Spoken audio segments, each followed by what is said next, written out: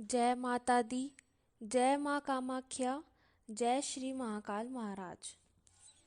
ओम जयंती मंगला काली भद्रकाली कपालिनी, दुर्गा क्षमा शिवा धात्री स्वाहा सदा नमोस्तुते। ओम महालक्ष्मी नमस्तुभ्यं सुरेश्वरी, हरिप्रिय नमस्तुभ्यं दयानिधि। ओम मृत्युंजय महादेव त्राहि मां शरणागतम्, जन्म मृत्यु जरा व्याधि पीड़ितं कर्म बंधने।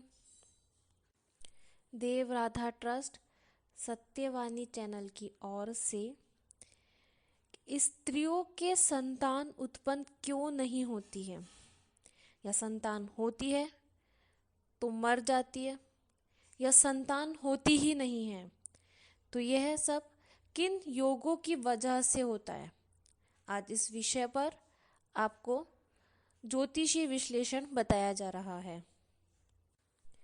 यदि किसी स्त्री की कुंडली में, आपके परिवार में, आपके किसी सदस्य के, किसी स्त्री की कुंडली में यदि चंद्रमा दूसरी राशि वृष में, कन्या राशि जो कि छठी नंबर की राशि होती है, सिंह में या वृश्चिक राशि में, यानी कि अपनी कुंडली में चेक करें कि यदि चंद्रमा जिस खाने में है उस खाने में 2 नंबर लिखा हो, 6 नंबर लिखा हो, 5 नंबर लिखा हो या 8 नंबर लिखा हो, तो वह स्त्री अल्प संतान वाली होती है, उसके बच्चे कम होते हैं।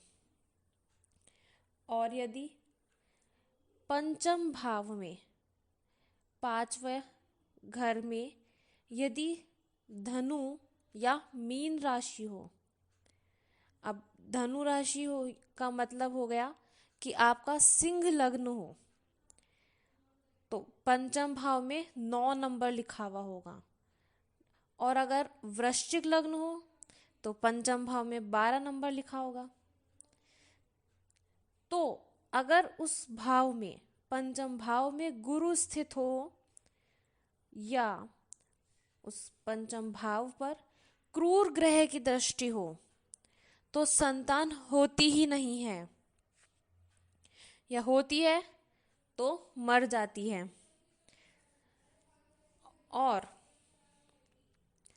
अब अगर सप्तम भाव में, लग्न के बिल्कुल सामने वाले 7वें घर में अगर पाप ग्रह की कोई राशि हो, या फिर 7वां घर पाप ग्रह से दृष्ट हो, कोई पाप ग्रह हो, वो आपके कुंडली के सप्तम भाव को देख रहा हो, और मंगल जो हो वो आपके 5वें घर में हो, और राहु 7वें घर में हो, या फिर पंचमेश के नवमांश में शनि या गुरु हो, तो संतान उत्पन्न ही नहीं होती है, वह स्त्री बांझ होती है। और यदि 7वें घर में सूर्य हो या राहु हो, या फिर 8वें घर में शुक्र हो, गुरु हो, तो संतान जीवित नहीं रहती है, पैदा नहीं होती है। अगर पैदा हो जाती है तो जल्दी ही मर जाती है, उसे संतान सुख की प्राप्ति नहीं होती है।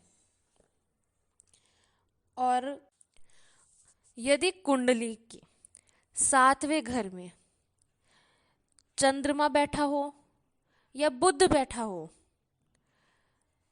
तो कन्या संतान अधिक उत्पन्न होती है, उस स्त्री के पुत्र संतान उत्पन्न होने में दिक्कत जाती है, उसे कन्याओं की प्राप्ति अधिक होती है।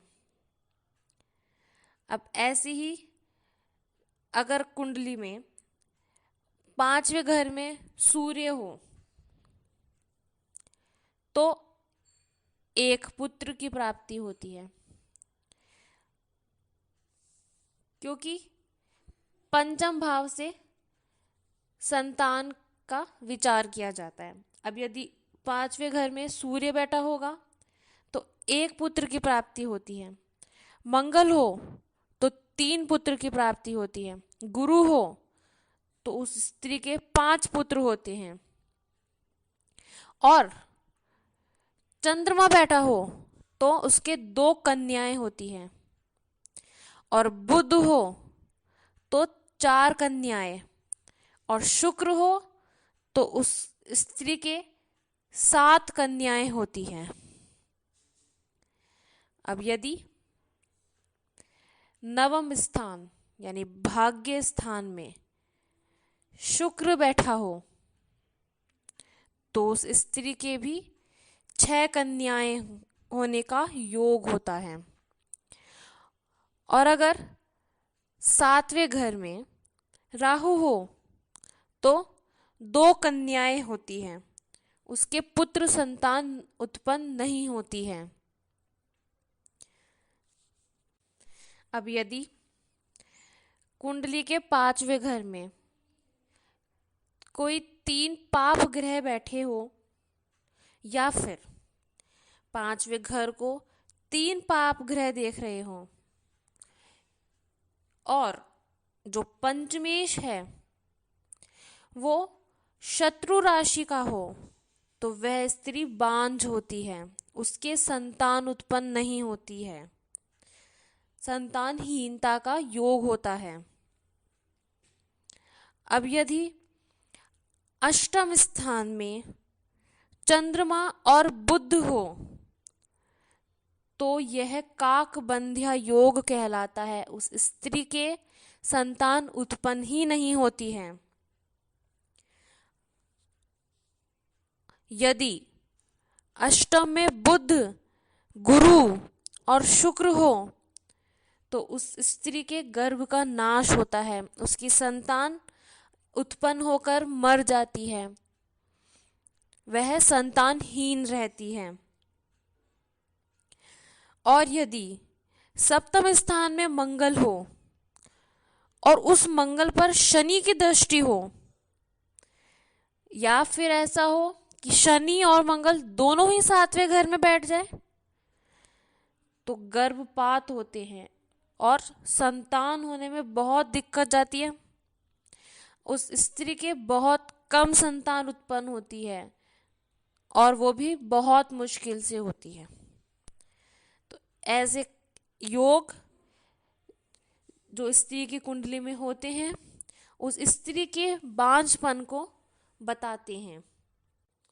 यदि किसी स्त्री ने पूर्व जन्म में किसी पक्षी के, जानवर के बच्चों को, पक्षियों के अंडों को नष्ट किया हो, गर्भपात किए हो, छोटे बच्चों को सताया हो, भ्रूण हत्याएं की हो, तो वह स्त्री इस जन्म में ऐसे दुर्योग लेकर के पैदा होती है और संतानहीन रहती है।